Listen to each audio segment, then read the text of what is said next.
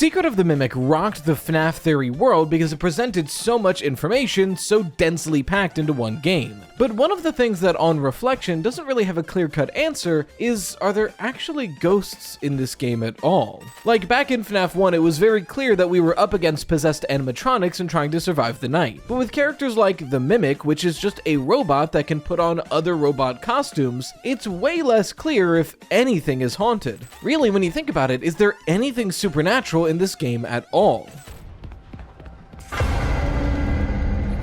That's the second time we saw that freak! Yeah, we need to talk about it. Slices, put on your aprons and let's bake ourselves a theory. Also, we have a new space! I'm going to be in here moving forward because we moved, and it's thanks to you guys. I have a much longer spiel during the podcast if you don't want to listen to me yap right now. I don't know if I'm going to be standing every time, but I wanted to try it out because I actually have the room to do so. Also, don't worry, the cats are okay, but they're not over here with us yet. We're taking our time. The cats will be back soon. When tackling the question, are there spirits in Secret of the Mimic, I think it's most useful to go over my typical process in how I determine whether something is haunted in a video game or not. Frankly, I think the most logical way to go about it is a two-step process. Is the thing exhibiting behaviors that are otherwise unexplainable? And if so, is there a likely person to be possessing that animatronic? If both answers are yes, I think it's safe to assume that that thing is possessed. To better explain this, let's go over FNAF 1 very quickly with this method. Step 1, is there unexplainable behavior? Well, the animatronics are trying to kill you. Granted, Ralph tells you that they just see you as an endoskeleton and want to stuff you into a suit, but clearly when you play the game, you see way more examples of weird behavior. Twitching in cameras, staring you down through the cameras, you know, jump scaring you. Or more than anything, when you have the monitor up but Bonnie and Chica are in your office, you can hear them breathing just behind the monitor.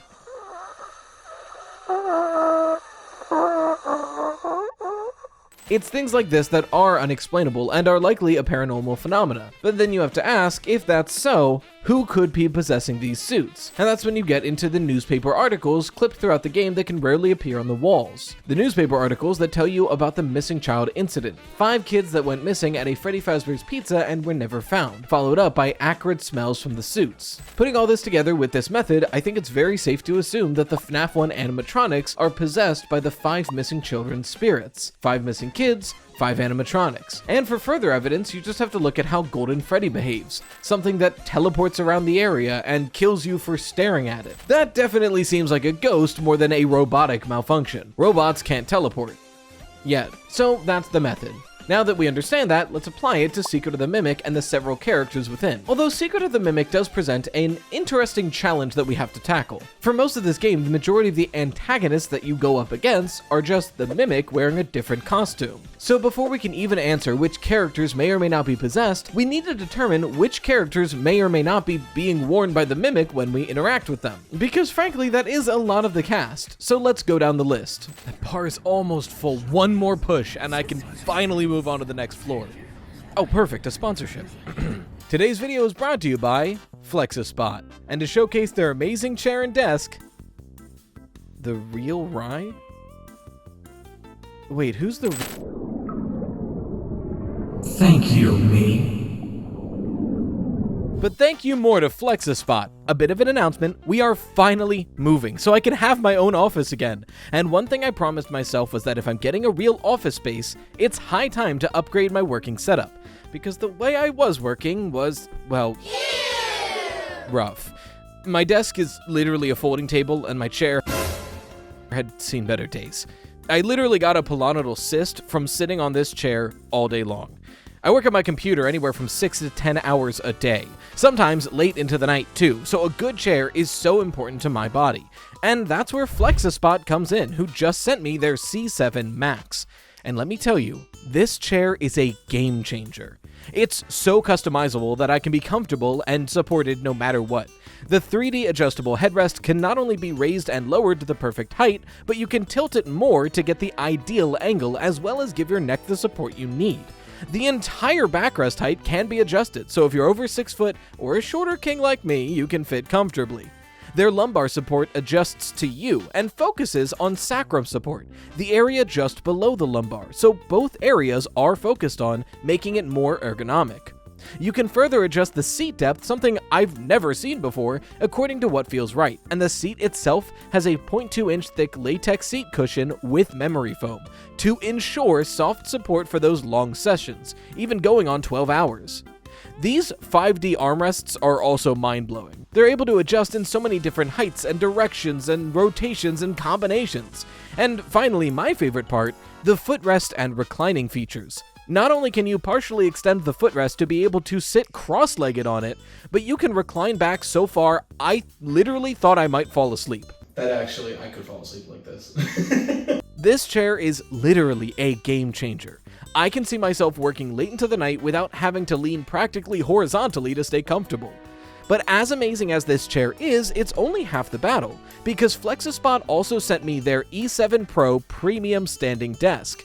This is something I've wanted to get for a long time. For those same long work hour reasons, it's so good for your back to be able to stand every now and then, but you need to keep working. This high-quality desk is the perfect solution, with solid, heavy feet and legs that even when the desk is fully extended, it's stable and won't wobble around. And the range of this desk is insane. Look at how high and how low I can set it. And with the memory feature, you can store so many preset heights for easy access. So if I'm working at my desk and I want to take a treadmill walk while I listen to the review, all I have to do is press one button and the desk gets there for me while I set up the treadmill. I'm not exaggerating when comparing to what I had before. This setup will literally change my life. And I gotta recommend Flexispot if you think you're due for an upgrade too. If you have a limited budget, you can also check their C5 chair, which is also in a good build quality with basic functions for adjustment as well. And if you're still worried, Flexispot offers a 30-day return policy for a risk-free trial and a 10-year warranty with direct replacement for damaged parts. So seriously, treat yourself and use my code in the description to get the best price. Thank you again to Flexispot for sponsoring today's video. What just happened? Who was that? I'm the real Rye, right? Right, guys? I'm the real Rye. You know me. Wait, if I'm... Who was that? First up is Jackie in the Box, the darling of the marketing, and for good reason. First of all, her design is iconic and frightening, but also all of her content is within the first hour or so of the game, so you can show a lot about her and her chase sequences and all that without spoiling too much of the game. But when determining if the Mimic is wearing Jackie, it's frighteningly easy. Not only can we see the Mimic's eyes through Jackie's damaged face, but throughout the rest of the game, the Mimic still repeats Jackie's lines. So Jackie is definitely being warned by the Mimic. Big Top, however, is a little bit trickier, because on the surface, like duh, obviously Big Top is also being warned by the Mimic. Throughout the rest of the game, the Mimic still repeats "tickets please" in Big Top's voice, and like most other robots in this game, if something spontaneously tries to start killing Arnold, it's likely being warned by the Mimic. But the problem holding up a lot of people about Big Top specifically is logistics. Look at how big Big Top is. Now, I get it. The Mimic can change its shape and size to suit any costume, but like clearly there has to be limits, right? It's not like the Mimic can make itself so big that it can wear this like a suit. That would be insane. But the way I see it, since the Mimic is so clearly controlling Big Top in some way, there is one of two solutions here. Either there is some sort of control panel that can puppet Big Top around, and the Mimic is using that to chase us, or what I think is the more fun option, this is a sort of Ratatouille situation, where there is a control panel inside of him to control Big Top, but it's inside of his Big Top. So the Mimic is just sitting up there chilling, pushing buttons on a control panel and using levers. I think that's a really fun possibility. Is it likely?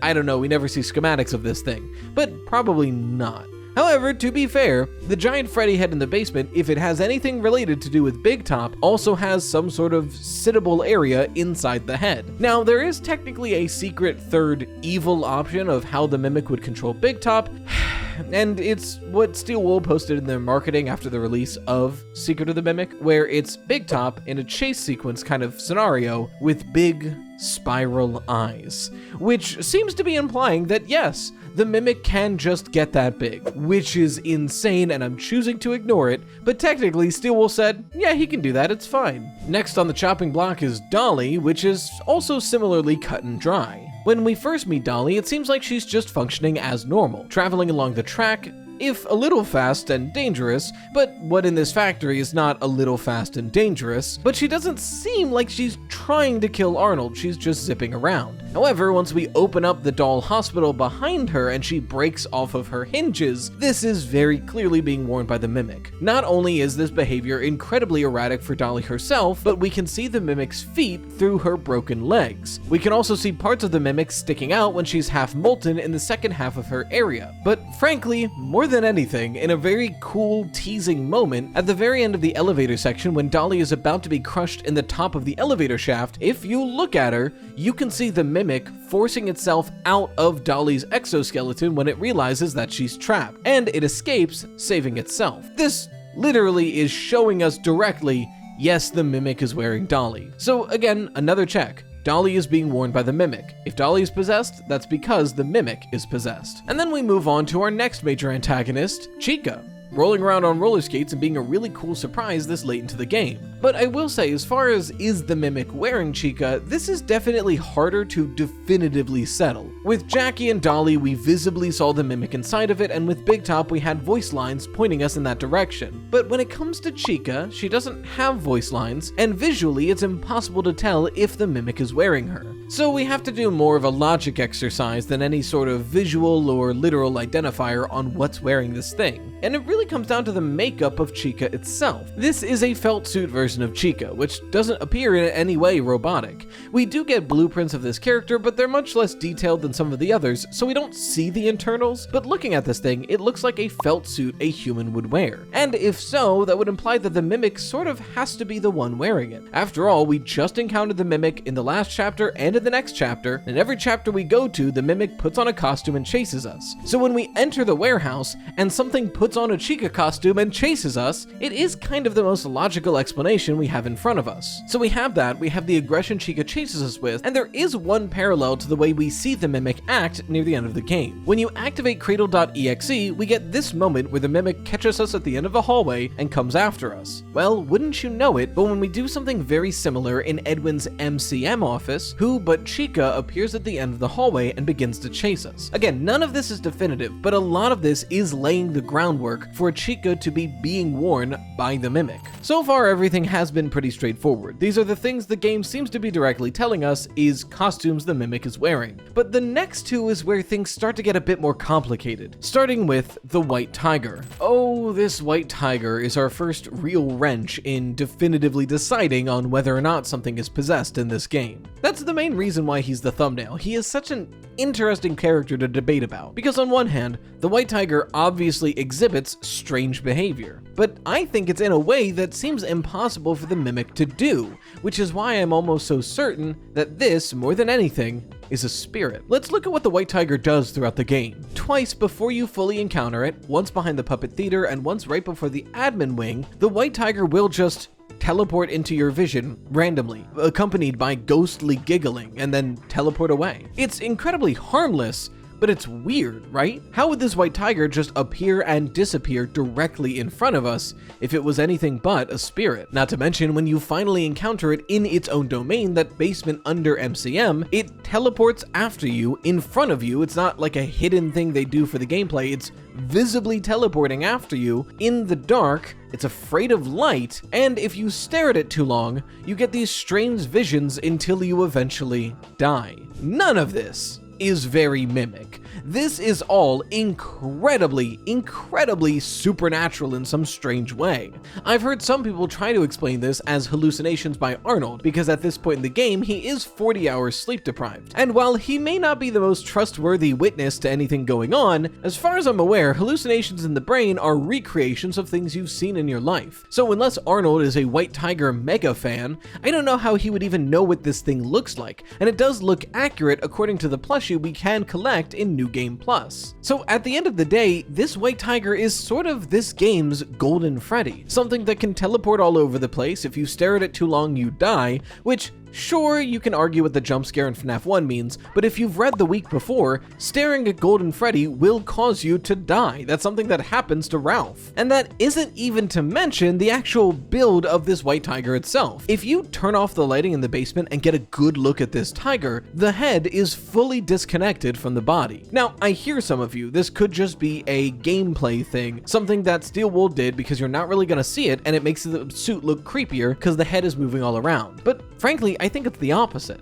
I think Steelwool did this and allowed the head to move like that to indicate that this thing is a spirit, not the mimic. Because yes, I turned off the lighting to get this angle to get a good look at the white tiger, but you can see this if you're close enough to it without doing anything to the game. It is a very visible change they've made, a specific choice. For this character to be able to teleport around, be accompanied by ghostly giggles that M2 never recreates, and to kill you by staring at it, I think this thing has to be in some way possessed or literally a manifestation of a spirit. This thing cannot be being worn by the mimic, and it is displaying erratic behavior. So we have our first potential spirit in this game. The question then comes down to, who's possessing it, if so? Well, it's not without its problems, but I think the first and main obvious choice here is David Murray, the dead son of Edwin, the man who made the mimic. After all, David Murray did die on the property due to an accident at a young age, and he was neglected his whole life. But still, while it is possible that this dead child is now this white tiger, the question really comes down to why? Like, why would David Murray be so angry in the afterlife that it's going around tormenting people and trying to kill them? That doesn't seem like a very David Murray thing to do. But then I thought about it. Is the white tiger really going around killing people? I don't think it's that cut and dry. Look at how the white tiger behaves before we encounter it one-on-one. It teleports in front of us randomly, giggles a little bit, and leaves. That doesn't seem very harmful. If anything, it looks like it's curious about who's wandering the facility,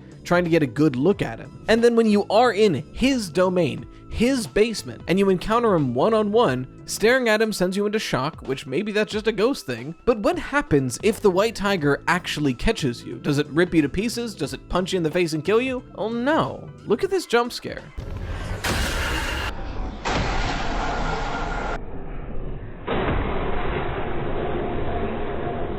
Yes, we die here, but this jump scare doesn't seem incredibly violent. The secret of the mimic is not afraid to get violent. I'm alright, actually. Jackie!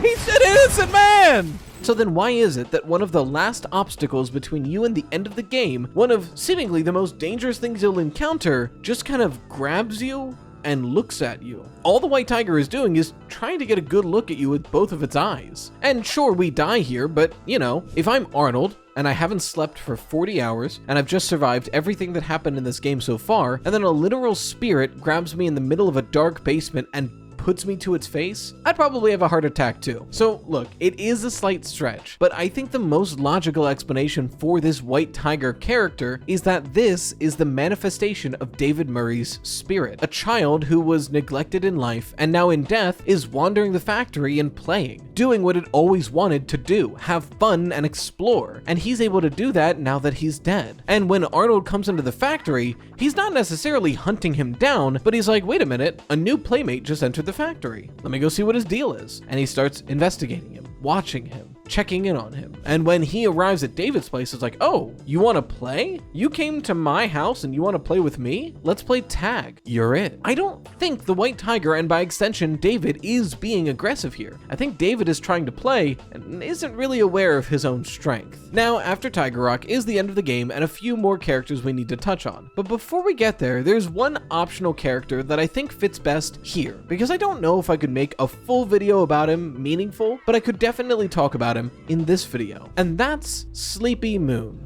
or Moon, as it's not really clear what his actual name is. What a guy, huh? This section in the game has to be by far my favorite. I mean, it has it all. The gameplay in this section is really compelling and hard, but forgiving, and the fear factor in this section is insane. I was the most unnerved in this area than I was for the rest of the game. It's incredibly well done, only boosted by the fact that this entire area is locked behind an executive door in the second area you go into in the game, which is essentially saying like, hey, when you beat the game, before you beat the game, you might want to explore a little more. But Moon in particular has some interesting questions surrounding him, because when we encounter him, he's wandering the halls humming this lullaby. Where lilies are spread, his baby weaving. So let's go through our possession questions. Is he acting erratically? Almost definitely. That guy's weird. I mean, he paces a dark maze by himself, singing lullabies, looking for somebody to kill. That's not normal behavior. Well, at least not on a Wednesday. Friday, we can talk about it. But the question about this guy that I've asked about every other character, is this a suit being worn by the Mimic? That's where the Moon character gets really interesting. Because at first glance, yes, he's an extraneous character costume that is wandering trying to kill Arnold. That's pretty much every Mimic character in this game. But there is some additional context that we need to mention here. To get access to this area, you need to go through several emails to get a code for a door. And when you get those emails, you get two more that I think are very important to bring up here, discussing the room you're about to go into. Retail. Monday, 8 a.m. Sean, I found why they closed it down. There's something below us. I've trapped it behind the carousel for now, but I don't know how long that can hold it. I've programmed the monitors to give you the code. I gotta go. Retail, Friday, 6:30 p.m. There you have it. Just don't use the code unless it's a matter of life or death. Have mercy on our souls if that thing ever gets out. This door we're unlocking was locked on purpose by a Murray's Costume Manor employee for fear of what he saw in that basement, which means something was seemingly down there to lock away. Now, could this be the Mimic? Yes and no. If we're talking about M2, something that would put on a costume, wander the halls, and be a threat to other people, not really. M2 forms when much of Murray's Costume Manor is dead and gone. Most of the employees have already left, and the business is a silhouette of what it once was. So M2 likely wouldn't be something that could be locked away by two retail workers. They probably already quit. And likewise, while M1 has the capability of putting on a costume and pretending to be something, if it's been locked away, M1 is still out and about being Fiona and is cognizant enough to be able to communicate, hey, I'm not a threat. So if they're talking about Moon, this is already throwing a wrench into the idea that it is the Mimic. But then when we encounter it, is it the Mimic then? After all, whatever it was, the Mimic could have technically followed us down the hole that the massive moon that fell made, and then put on the suit while we were traveling down the elevator, and then it's wandering the halls trying to kill us again. This is totally possible. But there's one more piece of context, I think, that colors this even more. When you get into the basement, there's a side room, and inside there's this mailbox with the message, night shift. Hey,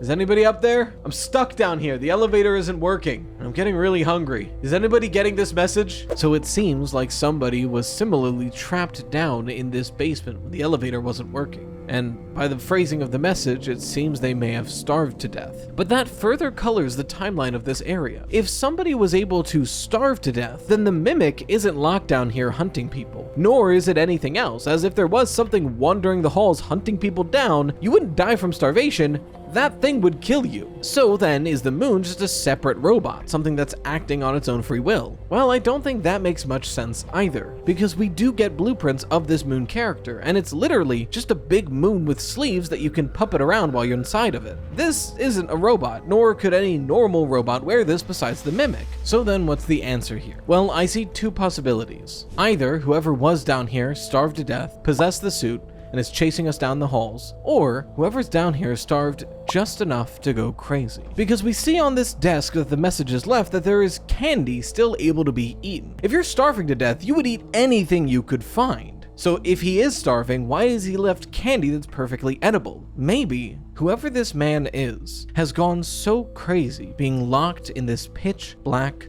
basement, starving to get by, that he's rationed any food and dead rats that he can scrounge upon, and is just barely keeping himself alive, using the moon suit as his main source of light, looking for things to capture, kill, and eat. And once we get down there, suddenly a fresh meal is available. I think it is probably intended that this suit is being worn by the Mimic. But I think narratively, this game is setting us up with the evidence to perfectly feasibly explain that this Moon is a starved, gone crazy employee just trying to eat anything it can get its hands on to survive. Which is an insanely dark twist for something like Five Nights at Freddy's, but it's something that I could see. So I like to think that Moon is not possessed, but an alive human who's gone crazy. So we've determined that the White Tiger and Moon are seemingly not being worn by the Mimic. The White Tiger seemingly being a manifestation of a ghost, and Moon maybe just being a crazy guy in the basement. But that then leaves the characters we've already talked about: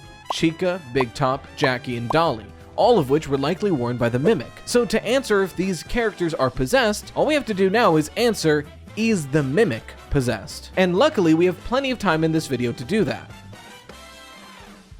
Oh shit. Alright, look, cards on the table.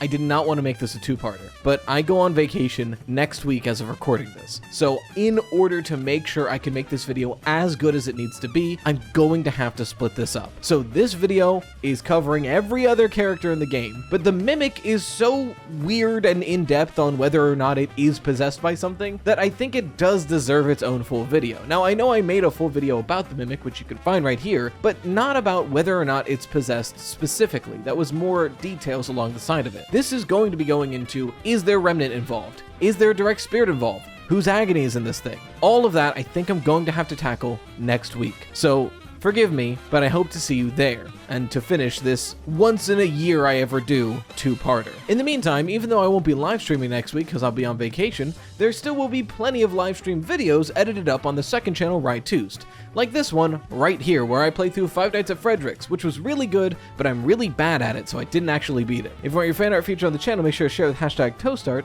A huge thank you to the best channel members, the Dough Risers, and until next time, as always, stay toasty, slices.